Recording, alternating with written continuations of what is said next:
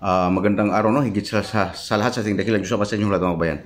Mga kabayan, no, ito po yung may kwento ko sa inyo. Ito po yung pag-uusapan ito. Ito si si Iman, no, isang dating Kristiyano daw siya, no. Nag-Islam siya, no, o pumasok sa Muslim, no. Kaya inano niya ko, no, ini-invite niya ako sa social media na ako'y papasok sa isang Islam, no. Direkta daw ang pagtuturo, no, sa Islam. Mga kabayan, ito po yung masasagot ko sa inyo, no, kung tungkol sa religion po. Ito lang po ang masasabi ko sa inyo. Galing po ako sa Katoliko, pinanganak po akong Katoliko, no? Hanggang naging presidente din po ako ng kabataan ng Katoliko, no? Youth movement, no? Yun ang aking posisyon, no? Aking naging presidente po ako sa kabataan ng Katoliko, no? Pero ngunit mga kabayan, hanggang ang aking isipan ay naghahagilap ng tunay na Diyos. Tinuturo sa Katoliko, dalawa ang Diyos, no? Ang Mesiyas at ang Mesiyas, no? At ang Ama, no? Pero hindi po ako nilalinawan doon, no? Wala po talaga, no? Hanggang pumasok po ako sa born again, no? Ang pinakasentro ng born again, ang Diyos po ay si Kristo. So, ganun po, no? Isang taon po ako sa born again, no? So ngayon, napunta po ako ng Iglesia ni Cristo. 16 years po mga kabayan. 16 years, kung di ako nagkamali, 16 years ako na Iglesia ni Cristo. Doon po ako tumagal kasi parang doon po ako naging komportable. Pero may kulang pa rin po. May kulang, no? Ito po masabi ko sa inyo. Tapos pagkatiwala, di mo na ako diniwalag ng Iglesia, kundi nagpatiwalag po ako, no? Dahil po nga sa nangyari sa akin, no? Yun po, alam nyo yun, nung sasabi ko sa inyo na ang nangyari sa akin, no, kinulam ako at butas yung alangal ko, tago sa ilong, no, kabilaan yan, no. So ngayon kaya ako'y mahilig kumanta nga. Ayun sinasabi ko siya, mahilig ako kumanta sa iglesia dahil po ako ay talaga pong napil ko po ang kaisahan ng iglesia o napakaganda parang napakaganda sa lahat ng religiyon ng iglesia, no. So ngayon mga kabayan, nung ganun nga, nung kinulam na ako, nabutas yung dalawang alangal ko, hindi na ako makapagkanta, mahilig akong kumanta talaga sa iglesia, no? Ang pinakapaborito ko pa naman kanta dyan yung Sa Bawat Sandali, Ama Namin, no? Yun ang pinakahilig pinakapaborito kong kanta, pero lahat talaga kinakanta ko yan sa himnaryo. So ngayon, no, ngayong nangyari sa akin, nagpatiwalag ako kasi hindi na ako nahirap ko sumamba, no, kasi ang baho na ng hininga ko, no? Pag kumanta ko, nahiya na ako talaga, no? So hindi ako sumamba na, nagpatiwalag na ako, no?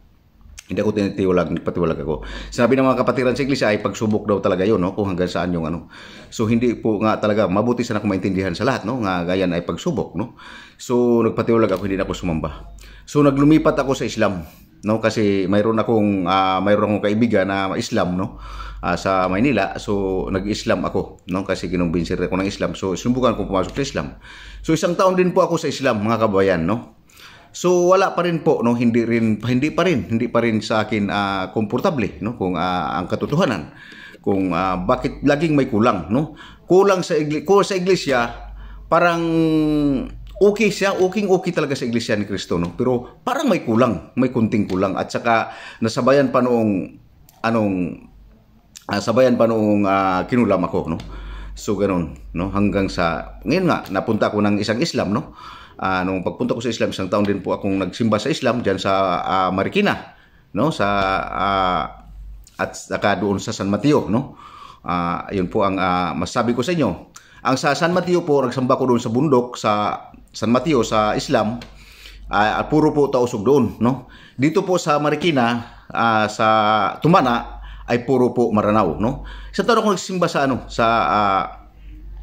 Islam, mga kabayan, no. Isang taon ako nagsimba. Bininyagan pa ako ng pari ng Islam ang pangalan ko ay Ibrahim, no, sa Islam. Ito po yung masabi ko sa inyo po, kulang pa rin po, no, parang kulang, hinahanap ko po. Parang naghahanap din talaga ako ng kumpleto, mga kabayan. Ito po ang masabi ko sa inyo, kaya hindi na ako pinapasok ng religion dahil po sabihin ko sa inyo ang katotohanan. Kulang po talaga ang Diyos ninyo, lahat ng mga religion, sabihin ko po sa inyo. Kulang po talaga, no? Kasi ang pinapayagan ng Ama na hindi po nyo makilala ang tatlong persona, no, na sila po ay kasama po ng Ama, na Diyos din po sila. Ayun po mga kabayan, nung nakilala ko na po itong, sabihin ko po sa inyo katotohanan, no? Kahit sino pang magbaba sa akin o mag-ano. Sabihin ko sa inyo katotohanan, dito ako nahinto na wala ng religion, kaya wala kayo nito. Na makilala ninyong kumpleto ang inyong Diyos. So yun po ang katotohanan, no? Dito po ako nahinto, wala na po akong hinahanap na ang Diyos Ama ay siya po yung pinaka Diyos, no, nakilala ng iglesia, ngunit ang pagkakilala sa Mesiyas ay tao at hindi nila tinuturo. Ganon din sa Katoliko, hindi tinuturo na ang banal na espiritu ay Diyos o ang espiritu, no? Ang banal na espiritu ay Diyos, no? Yun po hindi yan tinuturo, kaya lagi pong kulang ang religion po, lahat po ay kulang, no? Mayroong naka-idol lang ng Panginoong Mesiyas, mayroong naka-idol lang sa Ama, mayroong yun lang ang ina-idol ninyo, yung baga kinikilala niyo ng lubusan. Kilalanin niyo po ang tatlong ito upang makumpleto po kayo. Kilalanin po ninyo itong tatlong ito na Diyos, makumpleto po talaga kayo, wala na kayong hanapin pa. Ayun po ang masabi ko sa inyo. Mahirap itong hagilapin mga kabayan. Alam, sabihin ko sa inyo, kung wala kayo, mahirap nyo itong maunawaan, no? Kung hindi nyo ito kilalanin ng husto. Dahil matindi pang debate namin dito sa dati kong subscriber, mga kabayan, na sinasabi niya ang Diyos ang Kristo. Sabi ko tao, kasi iglesia talaga, batibay akong iglesia ni Kristo. Tao, totoo naman tao ang Kristo. Ngunit ang Mesiyas pag-usapan natin, magkaiba ito. No, iba ito. Kaya talagang ito'y Diyos talaga, no? Kasi pag sinasabing Mesiyas, ang translation nito ay Diyos, no? Ayun po, ito po yung espiritu ng Panginoong Hesukristo. Ngunit dinretso po ito ng mga Katoliko na ang Kristo po ay Diyos. Hindi po talaga kahit kailanman, hindi po nagiging Diyos ang Kristo, mga kabayan. Dahil wala pa ang sanlibutang ito, hindi umiiral ang Kristo. Upang unawaan nyo, hindi umiiral ang Kristo, so wala pa ang sanlibutang ito, no? Ang Mesiyas umiiral na sa langit, no? Kasama ng Ama nung ginawa ang sanlibutang ito. Umiiral ng Mesiyas. Ngunit ang Kristo hindi pa, dahil wala pang ang Adan, no? Kasi paano? Wala pang lupa, no? Wala sa mundong ito. Wala pang paglalagyan ang Ama dito sa mundo natin, no? Sa earth na tao. So, hindi pa iral ang Kristo. Na ang Kristo, mga kabayan, sabihin ko po sa inyo, nagmumula po siya sa lahi ni David, no? So, ibig sabihin, napakalayo pa, mula kay Abraham, mula kay, basta napakalayo pa, bago po ang Kristo. Ito po ang katotohanan, no? Pero binhi pa rin to. Nagmumula kay Adan, no? Binhi pa rin to, nagmula kay Abraham, no? Hindi na. O nga, parang ganun kasi lahi ni Abraham, ni Adan ay sila Noe, no? Hindi naman talaga nagbabago, no? So lahi pa rin ni Adan ang lahat, no? So wala pang Kristong umiiral, mga kabayan. Paliwanag ko. So wala pang Kristong umiiral, no? Mesiyas umiiral na sa langit. Ang anak ng Diyos, Ama ng Mesiyas ang pinag-anuhan ng katawan ng Hesukristo, no? Pinaghandaan ng katawan ng tinatawag na Kristo, no? Umiral lang Mesiyas, no? Ginawa sa libutan ito, ang Mesiyas ang kasama ng ating dakilang Diyos Ama, no? Umiral lang Mesiyas. Ayun po ang katotohanan. Upang maunawaan ninyo, liwanagin ko sa inyo, dapat makilala nyo ito, ang tatlong ito. Upang maunawaan ninyo, makumplito talaga pag kilalanin nyo yung Diyos ang dakilang Diyos. Siya talaga ang pinaka-Diyos, pinakamakapangyarihan sa lahat sa buong universe, kasi ang creator, no? Pero sabihin ko sa inyo, ito ay Diyos din yung dalawa. Dahil nagmumula po ito sa katawan ng Ama. Hindi ito separate. Hindi ito sabihin na saan nagmumula ito o umanib lang naging Diyos sa Ama. Kundi nagmula to sa Ama. Yung Panginoong Mesiyas ay anak ng Ama to mismo, pinanganak to ng Ama, at ang espiritu po ay espiritu ng Ama po, no? Ay sabihin ko po sa inyo, ay umiiral hindi to separate, hindi to tulad ng umaanib lang tong Diyos na tong mga to, no? Pag makilala nyo itong mga kabayan, makukumpleto kayo nito, no? At saka malalaman nyo, pag makumpleto kayo, wala na kayong hanapin pa, paano nyo makilala ito? Dalanginan nyo itong tatlo, dumalangin kayo sa Ama, dumalangin kayo sa kanyang anak at sa banal espiritu, no? Ayun po ang masasabi ko sa inyo. So mga kabayan, ito lang yung masasabi ko sa inyo. Kung sino man nasa inyo sa akin ay naghahangad na magkaroon ng religion, kasi pagkaalam niyo kasi wala akong kaalaman sa Bible. Talagang kahit kukunti, kahit sa Quran, wala po akong alam dyan, pero iba yung pinagkalob sa akin ng Ama. Kaya tinagtanong ako sa Ama kung papasok pa ba ako sa religion pumasok. Hindi ako pinapapasok ng ibang religion. Dahil alam nila kung papasok ako alam ng Ama, na pagpapasok pa ako ng ibang religion, magkaligaw-ligaw na naman ako. So, dapat nyong makilala itong tatlo upang maunawaan ninyo. Kilalanin nyo ito na Diyos, no? Kung kilalanin nyo silang Diyos, hindi mo sila ipantay sa Ama dahil iba yung Ama, creator yun. Ngunit itong dalawa, hindi ito umanib lang sa Ama na magpamimbro na Diyos. Hindi. Ito upang unawaan ninyo mga kababayan, ito po ay nagmumula sa Ama itong dalawa. Ano ba ang sabihin ko sa inyo katotohanan? Ang anak ba ng tao ay kalabaw? Ay hindi po yata mangyayari yan. Dahil ang Panginoong Misas ay pinanganak ito, no? Talaga, sabihin ko sa inyo, dito kayo nagkakamali ng malaki. Ang anak ba ng kalabaw, kambing, ay hindi, yan pang totoo. So, ang anak ng Diyos ay Diyos. Ang anak ng Espiritu ay Espiritu, no? Siya ang Mesiyas. Ayun pang katotohanan, no? Upang maunawaan ninyo. At ang Espiritu ng Diyos ay Diyos.